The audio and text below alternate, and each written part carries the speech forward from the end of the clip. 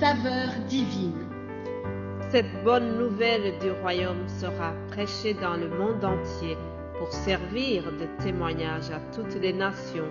Alors viendra la fin. Ce pain céleste vous est présenté par Immaculée Niraneza. Shalom, shalom, mes bien-aimés qui écoutent l'émission Saveur divine.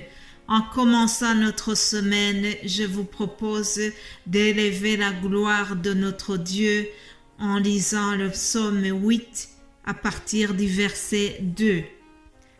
Éternel notre Seigneur, que ton nom est magnifique sur toute la terre. Ta majesté s'élève au-dessus des cieux. Par la bouche des enfants et de ceux qui sont à la mamelle, tu as fondé ta gloire pour confondre tes adversaires, pour imposer le silence à l'ennemi et au vindicatif. Quand je contemple les cieux, ouvrage de tes mains, la lune et les étoiles que tu as créées, qu'est-ce que l'homme pour que tu te souviennes de lui? Et le Fils de l'homme pour que tu prennes garde à lui. Tu l'as fait de peu inférieur à Dieu et tu l'as couronné de gloire et de magnificence. Tu lui as donné la domination sur les œuvres de tes mains.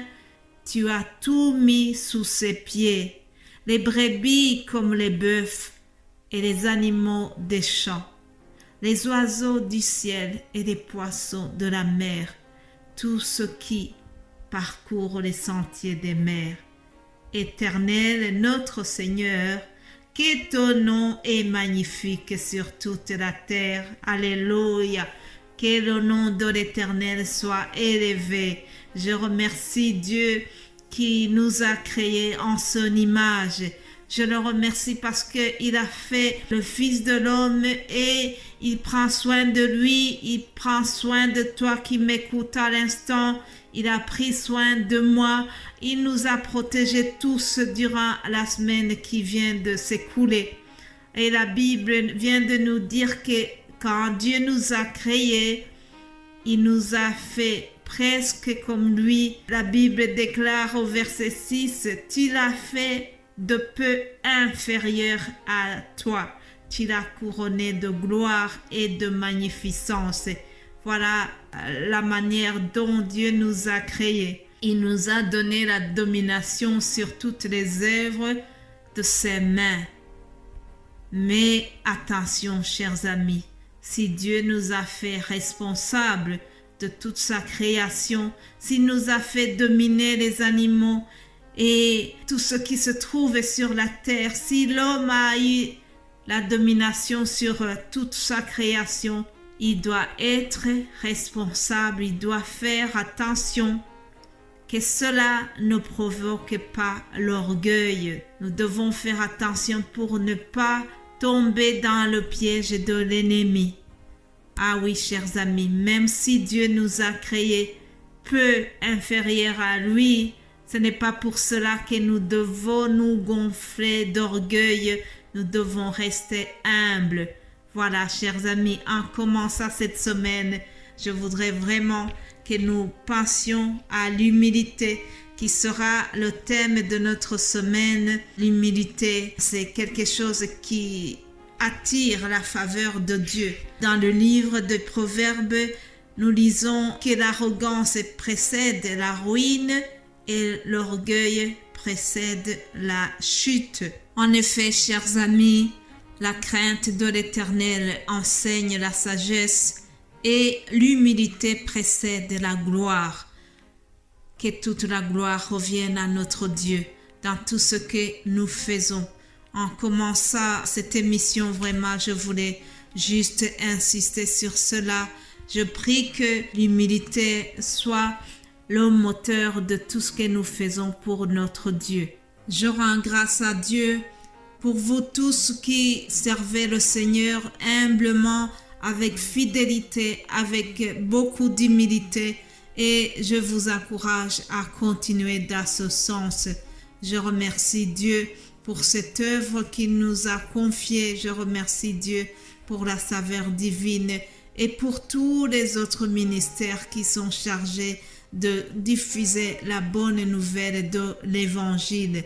Je prie que tous les serviteurs de Dieu puissent le faire dans l'humilité en veillant sur la gloire de Dieu. Il y a un homme qui a été humble, qui a vraiment élevé Jésus-Christ dans tout ce qu'il faisait. Je vais vous parler un peu de Jean-Baptiste. C'est lui qui est venu avant Jésus-Christ. C'était un grand serviteur de Dieu qui a été très populaire. Et pourtant, écoutez comment il a dit à ses disciples. Jean chapitre 3 au verset 25. Or, il s'éleva de la part des disciples de Jean une dispute avec un juif touchant la purification. Ils vinrent trouver Jean et lui dirent, « Rabbi, celui qui était avec toi au-delà du Jourdain et à qui tu as rendu témoignage, voici, il baptise et tous vont à lui. » Jean répondit, « Un homme ne peut recevoir que ce qui lui a été donné du ciel. Vous-même m'êtes témoin que j'ai dit, je ne suis pas le Christ, mais j'ai été envoyé devant lui. » Alléluia. Il continue au verset 29 en disant, « Celui à qui appartient l'épouse, c'est l'époux, mais l'ami de l'époux qui se tient là et qui l'entend éprouve une grande joie à cause de la voix de l'époux. Aussi, cette joie qui est la mienne est parfaite. Il faut qu'il croisse et que je diminue. » Alléluia. Il faut qu'il croisse et que je diminue. En fait, les disciples de Jean-Baptiste, ils avaient beaucoup d'admiration pour lui.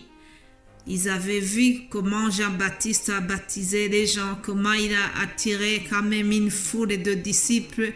Alors vraiment, c'était le plus grand prédicateur de son époque, on va dire. Et lorsque Jésus-Christ est venu, aussi, il a prêché. Les gens sont venus dire à Jean-Baptiste, « Voilà, celui qui était avec toi au-delà du Jourdain, il parlait de Jésus, et à qui tu as rendu témoignage, voici, il baptise. Tous vont à lui. » Autrement dit, ils étaient en train de dire à Jean-Baptiste, « Fais attention, parce que cet homme-là est en train de te voler la vedette. » En fait, ils ne savaient pas que celui-là est supérieur à Jean-Baptiste. Alors Jean-Baptiste leur a répondu, « Celui à qui appartient l'épouse, c'est l'époux. » En effet, chers amis, je vous rappelle que l'Église, nous sommes l'épouse du Christ. Et c'est ce que Jean-Baptiste est en train de dire. Il est en train de dire toute cette foule des gens, ils ne m'appartiennent pas, ils appartiennent à Christ. C'est lui le bon berger, c'est lui qui est au-dessus de moi. Moi, je n'ai fait que venir préparer son chemin. Alléluia. Et alors, il a terminé par cette belle parole qui dit, « Il faut qu'il croisse et que je diminue. » Autrement dit, Jean-Baptiste est en train de souligner que seul Jésus-Christ doit passer avant lui, que toute la gloire doit revenir à Jésus-Christ, qu'il croisse et que nous puissions diminuer. C'est ça notre motivation aussi. Dans tout ce que nous faisons, nous devons chercher à ce que Jésus soit remarquable, que ce soit Jésus qui soit élevé et non notre réputation, mais que seul Jésus soit connu, soit publié et non notre gloire. Mais bien-aimés de Dieu, soyons humbles dans tout ce que nous faisons pour Dieu. L'humilité précède la gloire.